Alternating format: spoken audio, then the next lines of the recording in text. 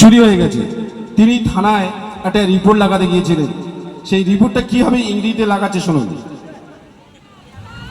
Sir sir, আমার বাড়িতে চুরি হয়ে গেছে। তখন অফিসার বলছেন, what are you taking, what are you taking. আমাকে তাহলে ইংরেজিতে বলতে হবে। তখন বন্ধু বলছে, আমাকে তাহলে ইংরেজিতে বলতে হবে।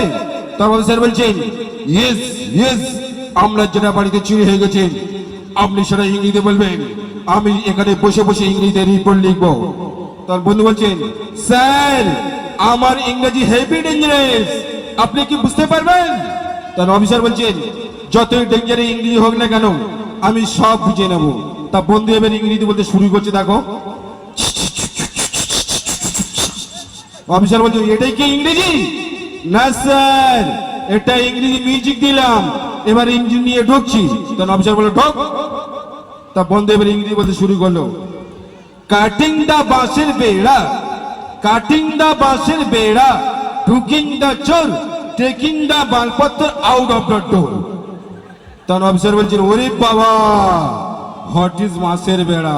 আবার বন্ধু বলছে, হোয়াট ইজ মাছের বেড়া? সাম্বাম্বু খাড়া খাড়া, মাঝখানে পেরেক মারা, দ্যাট ইজ মাছের বেড়া। যদি ভালো লেগে থাকে তাহলে কেউ নেই পাড়া, যদি ভালো লেগে থাকে তাহলে কেউ নেই পাড়া।